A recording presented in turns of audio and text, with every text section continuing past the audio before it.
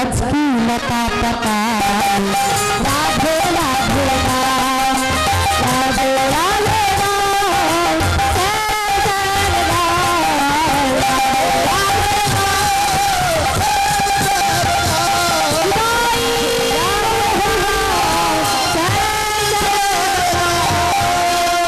जय जय राधा रानी की जय जय कृष्ण चंद्र की जय जय भक्तवृंद की जय जय ग्राम कमिटी की जय मंदिर की जय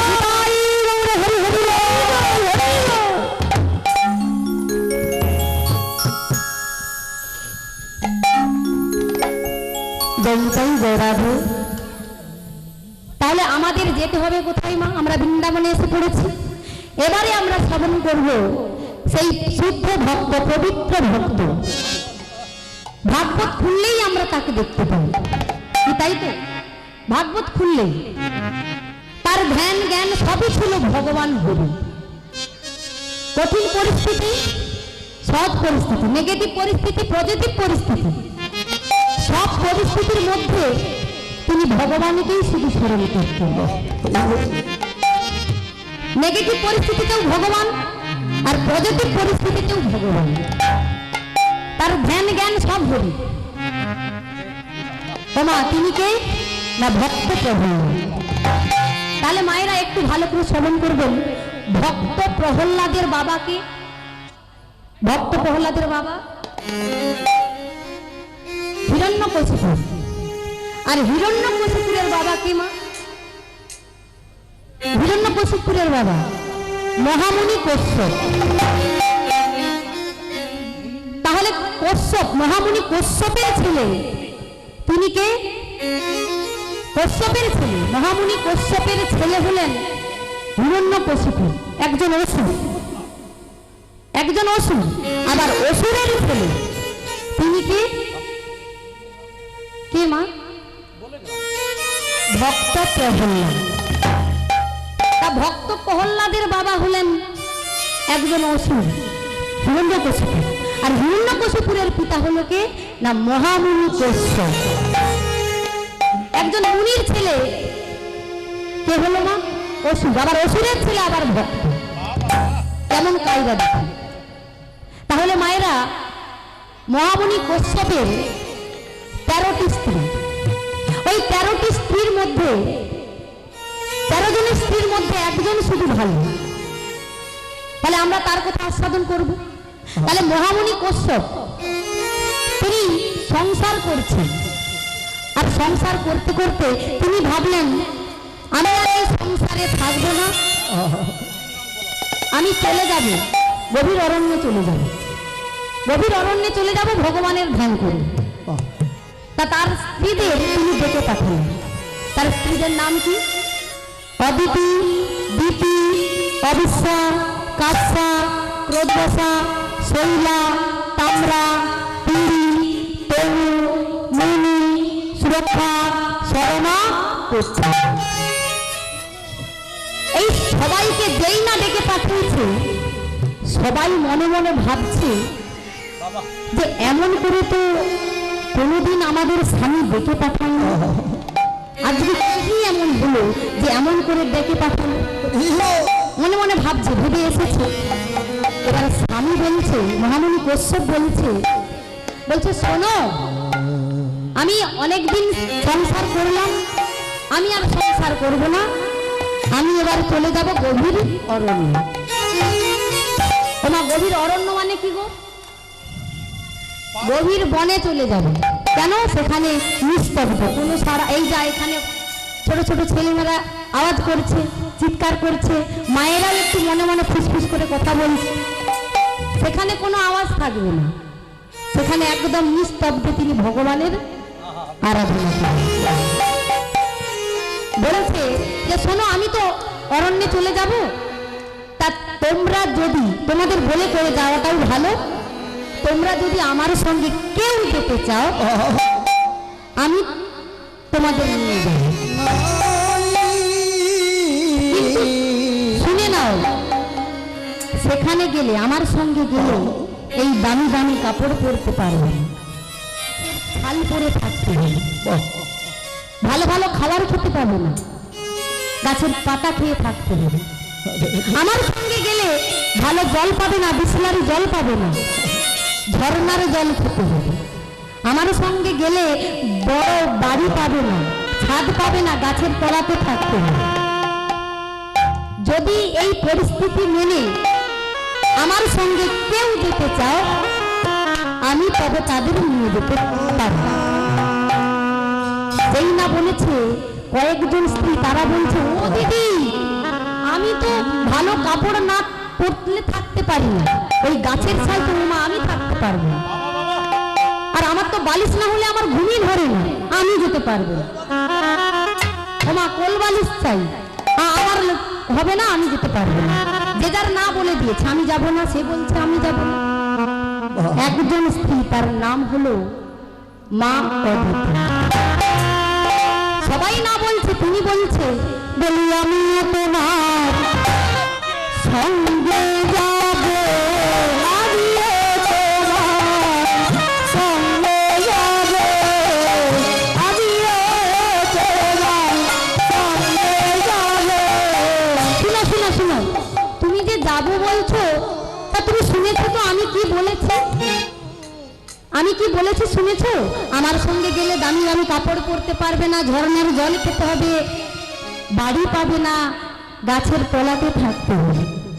আমি তোমার সাথে ভজন করব, আমিও তোমার সঙ্গে যাব, তোমার সঙ্গে ভজন করব, আমিও তোমার সঙ্গে যাব, তোমার সাথে ভজন করব, আমিও তোমার সঙ্গে যাব, তোমার সাথে ভজন করব, আমিও তোমার সঙ্গে যাব। তুমি শুনেছো কি বলেছি? আমার সঙ্গে গেলে তুমি ভালো কিছু পাবে না। বলছে আমি তবুও তোমার সঙ্গে যাব, আমি তোমার সঙ্গে গিয়ে ভজন করব, একবার আমাকে নিয়ে চলো। বলছে ঠিক আছে, তুমি যখন যেতে চাও আমি তোমাকে নিয়ে যেতে রাজি, তুমি আমার সঙ্গে যাবে। এই বলে তিনি স্ত্রীকে নিয়ে বেরিয়ে পড়লেন গভীর জঙ্গলের দিকে। গভীর জঙ্গলে গিয়ে মহামুনি কশ্যপ তিনি ভগবানের ধ্যান করছে, ভগবানের ধ্যান করছে। আর স্ত্রী দেখছে যে স্বামী ধ্যান করবে, স্বামী যজ্ঞ করবে, স্বামী ভগবানের পুজো করবে, তিনি তাড়াতাড়ি করে ফুল তুলে এনে দিচ্ছে, আবার যজ্ঞ করবে, কাঠ এনে দিচ্ছে, জ্বালানি এনে দিচ্ছে, সব কিছু এনে দিচ্ছে, আসল পেতে দিচ্ছে, সব আয়োজন করে দিচ্ছে। এই স্বামীর সেবা করতে করতে 12 বৎসর কেটে গেল। কত বৎসর মা? 12 বৎসর। আর যেই না 12 বৎসর কেটে গেছে, মহামুনি কশ্যপ লক্ষ্য করল তার স্ত্রীর দিকে, যে তাই তো, এতদিন তো আমি লক্ষ্যই করিনি, আমার জন্য আমার স্ত্রী তার শরীরের কোনো যত্ন রাখে না। গায়ের রংটা ছিল কাঁচা সোনার মতো, হয়ে গেছে কি না তামার মতো হয়ে গেছে, গায়ের রংটা তামার মতো হয়ে গেছে। আমার সেবা করতে করতে তার চুল ছিল কত সুন্দর, কিন্তু চুলে জটা পড়ে গেছে। আমার সেবা করতে করতে, তা আমার তো কর্তব্য, আমার একটা কর্তব্য, তা কিছু উপহার দেয়। কেউ যদি আমাদের যদি কেউ একটা উপকার করে দেয়, আমরা তো কিছু, আমাদের মন হয় কিছু দেওয়া। তেমনি মহামুনি কশ্যপ বলছে, মহামুনি কশ্যপ বলছে যে আমার তো কর্তব্য আছে, একটা কিছু উপহার দিতে হবে। মা অদিতিকে ডাকছে, অদিতি অদিতি,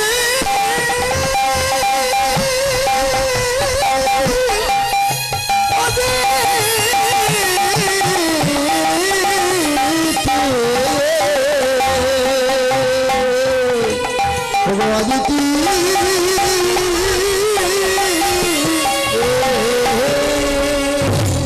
অদিতি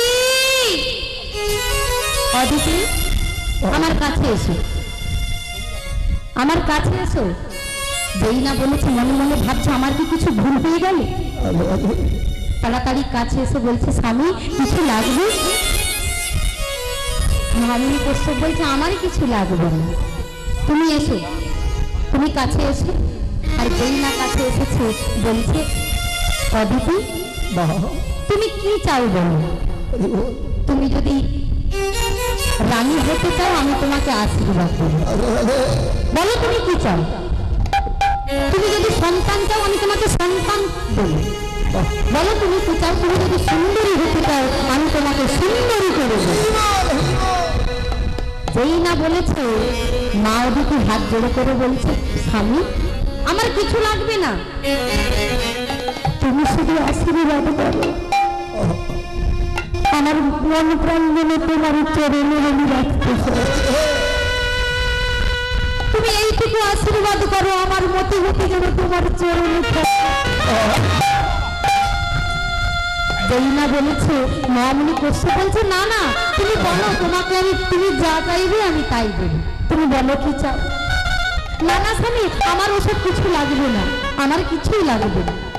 মহামুনি কশ্যপ বলছে না না তবু তো আমার কর্তব্য, আমার বিবেক আছে, আমি তোমাকে দেবো, তুমি আমাকে বলো। যেই না বলেছে বলো, বলছে আমি কিছু আমার লাগবে না। মহামুনি কশ্যপ বলছে না না আমাকে তো দিতে হবে, তাই বলছে তুমি এসো আমার কাছে এসো। কাছে দেখে বাম হাতের করে আঙুলটা বের করে স্ত্রীর নাভিতে 3 বার বুলিয়ে ফু দিয়ে বললেন যাও তুমি সুসন্তানের জননী হও। আর এই বলে দিয়েই বললেন অদিতি তুমি এবার বাড়ি চলে যাও, তোমাকে আর এই গভীর অরণ্যে থাকতে হবে না, আমার সেবা করতে হবে, যাও তুমি বাড়ি যাও। আর যেই না বলেছে মা অদিতি ভগবানের নাম করতে করতে বাড়ি ফিরে যাচ্ছে। শ্রীকৃষ্ণ গোবিন্দ হরে মুরারি হে নাথ নারায়ণ বাসুদেবা। শ্রীকৃষ্ণ গোবিন্দ হরে মুরারি হে নাথ নারায়ণ বাসুদেবা। শ্রীকৃষ্ণ গোবিন্দ হরে মুরারি হে নাথ নারায়ণ বাসুদেবা।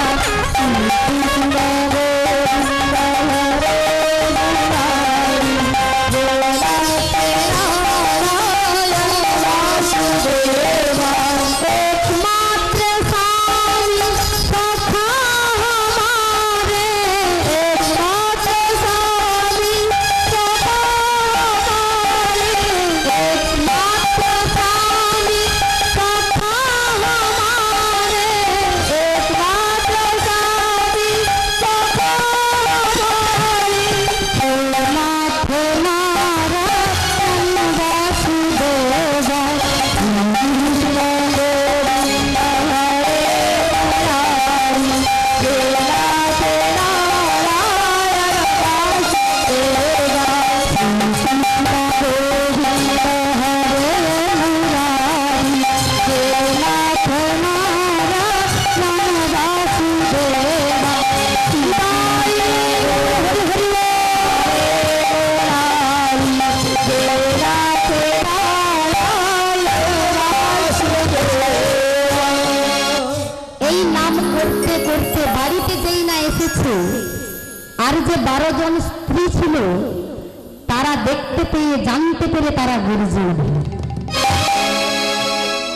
গর্জে উঠলেন যে স্বামী দিদিকে সন্তান দিয়েছে, তাহলে আমরা কি ওনার স্ত্রী নই? আমরা ওনার স্ত্রী নই? গর্জে উঠেছে। আর দ্বিতীয় স্ত্রী তার নাম হচ্ছে মা দিতি। প্রথম স্ত্রী হলো অদিতি আর দ্বিতীয় স্ত্রী হলো দিতি। সেই দিতি তিনি গর্জে গিয়ে তিনি বললেন কি বললি তোরা?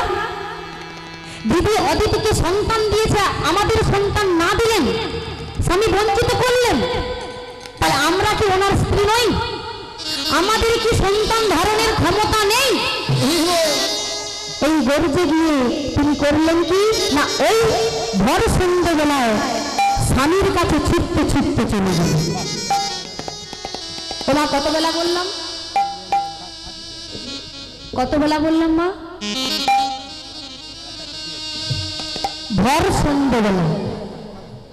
সন্ধ্যেবেলাটা কি মা? সন্ধান করার সময়। কাকে মা? ভগবানকে সন্ধান করার সময়। তাকেই আমরা বলি সন্ধ্যা। এই বলি না সন্ধ্যা হয়ে গেছে, সন্ধ্যা হয়ে গেছে। সন্ধ্যা মানে ভগবানকে সন্ধান করার সময়। ওই সন্ধ্যাবেলা তিনি এসে, ভর সন্ধ্যাবেলা এসে দেখছে স্বামী হাতে জল নিয়েছে, ভগবানের আচরণ করবে, ভগবানের সেবা করবে। যেই না নিয়েছে কোমরে হাত দিয়ে বলছে দাঁড়াও, তুমি দাঁড়াও। যেই না দাঁড়াও বলেছে, মহামুনি কশ্যপ চমকে গিয়ে বলছে তুমি তুমি দিদি, তুমি এই এই সন্ধ্যেবেলাতে এসেছো? বলছে তুমি দাঁড়াও, তুমি দিদিকে তুমি সন্তান দিলে, আমরা কি তোমার স্ত্রী নই? আমাদের কি সন্তান ধারণের ক্ষমতা নেই? আমাদের তুমি সন্তান দিলে না, দিদিকে দিলে, আমাদের সন্তান দিতে হবে, আমি সন্তান চাই। আর যেই না বলেছে চুপ করো, চুপ করো, মহামুনি কশ্যপ বলছে চুপ করো দিদি, তুমি চুপ করো। তুমি এই ভর সন্ধ্যেবেলা তুমি নিজের ভালোর কথা বলছো, সংসারের কথা বলছো, তুমি এমন কথা বলো না, তুমি নিজে কষ্ট পাবে। যেই না বলেছে হোক তোমার কষ্ট, আমাকে সন্তান দিতে হবে, আমি সন্তান চাই। আবার মহামুনি কশ্যপ বলছে, মহামুনি কশ্যপ বলছে দিদি তুমি এই ভর সন্ধ্যেবেলা যদি সন্তান নাও, তাহলে তোমার সন্তান হবে অত্যাচারী, দুরাচারী, ব্যভিচারী। আমার ছেলে অত্যাচারী হোক, আমার ছেলে দুরাচারী হোক, আমার সন্তান চাই, নইলে আমি তোমাকে অভিশাপ দেব। যেই না বলেছে অভিশাপের কথা, মহামুনি কশ্যপ বলছে না না, আমাকে অভিশাপ দিতে হবে না, আমি তোমাকে সন্তান দেব। ওমা কত বেলা এসে বলছে? ভর সন্ধ্যেবেলা। টাইমটা কত? 6টা বাজতে 24 আর 6টা বেজে 24। তাহলে কত মিনিট হয়? ওমা কত মিনিট হয়? 48 মিনিট। 6টা বাজতে 24, 6টা বেজে গেছে 24। মায়েরা আমাদের বলছে, মহামুনি কশ্যপ তার স্ত্রীর সঙ্গে সঙ্গে আমাদের এখানে বাবারা মায়েরা বসে আছে, সবাইকে বলছে যে এই 48 মিনিট যে সংসারের কথা বলবে, যে অকথা বলবে, যে কুকথা বলবে, তাকেই কষ্ট পেতে হবে, তাকেই কষ্ট পেতে হবে। এই ভর সন্ধ্যেবেলা মহাদেব তিনি তার শরীর থেকে 11 জন রুদ্রদেবকে বের করে বললেন যাও, চলে যাও, যে যেখানে আছে দেখবেন অকথা বলছে, কুকথা বলছে, সংসারের কথা বলছে, তাকে এই ত্রিশূলটা ছুঁয়ে দেবে। আমার ত্রিশূলের 3টে বেরি থাকে জানেন আপনারা, এই ত্রিশূলটা ছুঁয়ে দেবে। কিতাব জ্বালা, আদি দৈবিক, আদি ভৌতিক, আধ্যাত্মিক, তাকেই স্পর্শ করবে, তাকেই স্পর্শ করবে। যাও, যে যেখানে আছে অকথা বলছে তাকে ছুঁয়ে দেবে, যে যেখানে আছে। তাহলে আমরা যখন একটু কষ্ট পাই, একটু দুঃখ পাই, আমরা কি করি মা? ভগবানের কাছে গিয়ে বলি যে আমি তো কিছু ক্ষতি করিনি, আমার কেন এত দুঃখ, এত কষ্ট, আমি তো কিছু করিনি। ওমা ভগবানের সাধ্য নেই আমাদের দুঃখ দেবে। ভগবানের পায়ের নখ থেকে চুল পর্যন্ত তিনি আনন্দ, আনন্দ, সচ্চিদানন্দ মহাপ্রভু, তিনি কাউকে দুঃখ দিতে পারে। তবু আমরা তাকেই শুধু দোষারোপ করি, কিন্তু দুঃখ দিতে পারে না, আনন্দ দিতে পারে।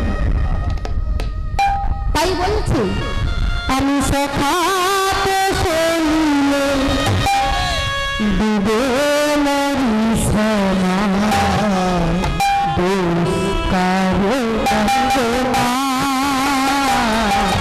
দোষ কারো না, আমি সখাতে শুনলে ডুবে মরি সোনা, দোষ কারো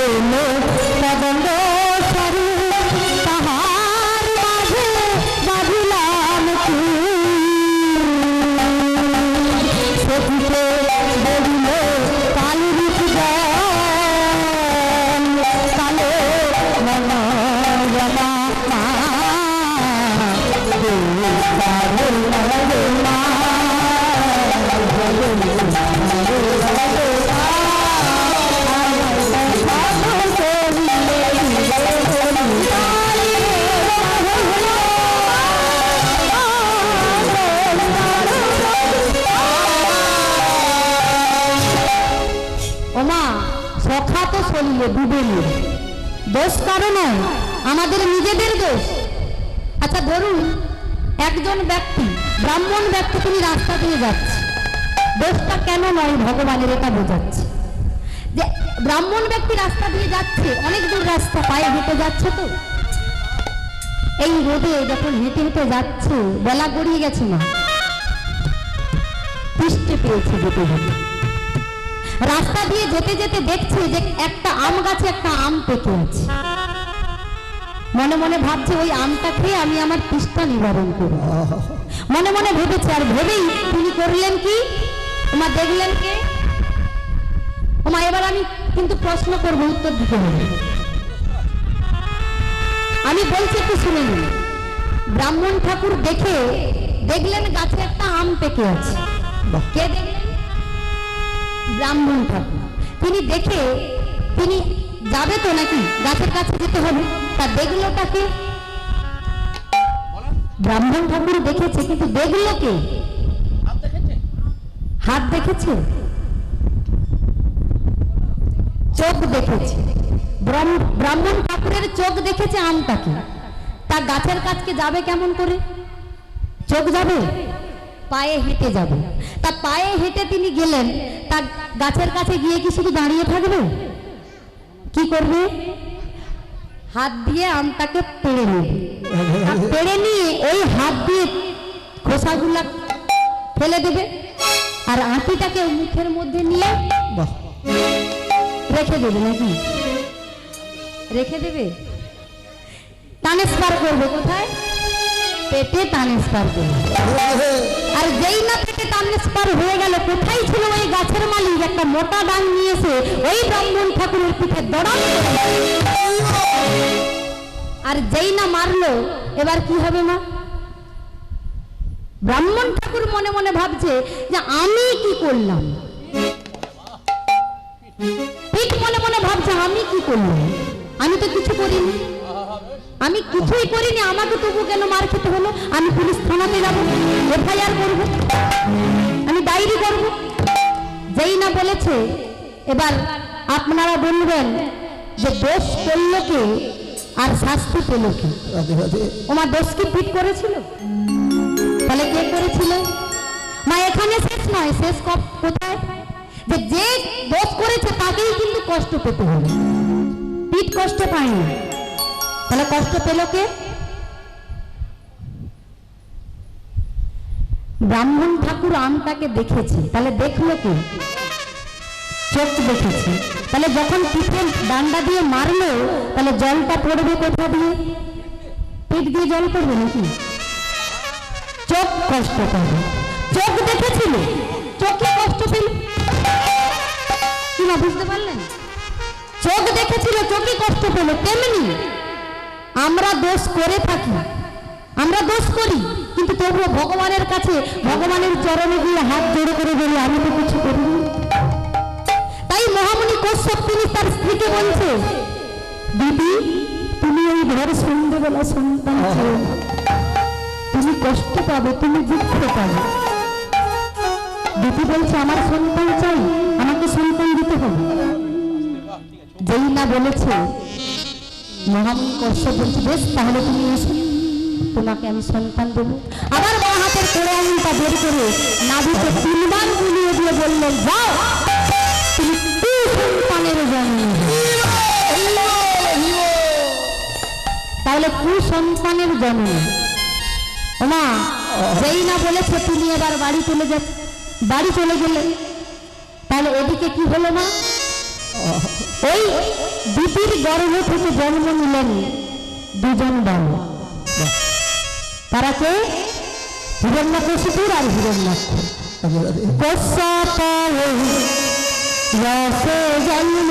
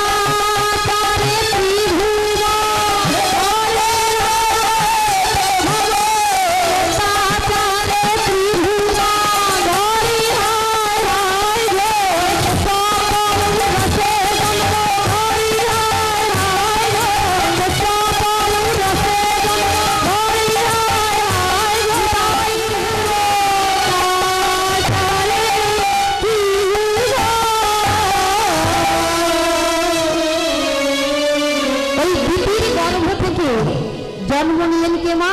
হিরণ্যকশিপুর আর হিরণ্যাক্ষ, দুই ভাই, যাদের অত্যাচারে এই ত্রিভুবন কাঁপছে। দেব দেবতা সবাই মিলে তারা ছুটতে ছুটতে চলে যাচ্ছে প্রাণ বাঁচাতে বাঁচাতে, আমাদের বাঁচাও বাঁচাও বাঁচাও বলে ছুটছে। আর এদিকে হিরণ্যকশিপুরের ভাই হিরণ্যাক্ষকে বর দিয়েছে ব্রহ্মা। ব্রহ্মা বর দিয়েছে যে তোমাকে কেউ মারতে পারবে না, শুধু হরি ছাড়া। তোমার কি বললেন? হরি ছাড়া কেউ মারতে পারবে না। এবার আপনারা জানেন যারা একটু অহংকার ব্যক্তি হয় তারা কিন্তু পুরো কথাটা শুনে। হিরণ্যাক্ষ শুনেছে যে আমাকে কেউ মারতে পারবে না, যে তোমাকে কেউ মারতে পারবে, এটা শুনেই তিনি আনন্দে ছুটতে ছুটতে যাচ্ছে। আমাকে কেউ মারতে পারবে না, আমি বীর, আমি বীর, আমাকে কেউ মারতে পারবে না। যাকেই দেখছে তাকেই মেরে ফেলছে। পুরো কথাটা শুনিনি, লাস্টে বলেছে যে শুধু হরি ছাড়া তোমাকে মারতে পারবে।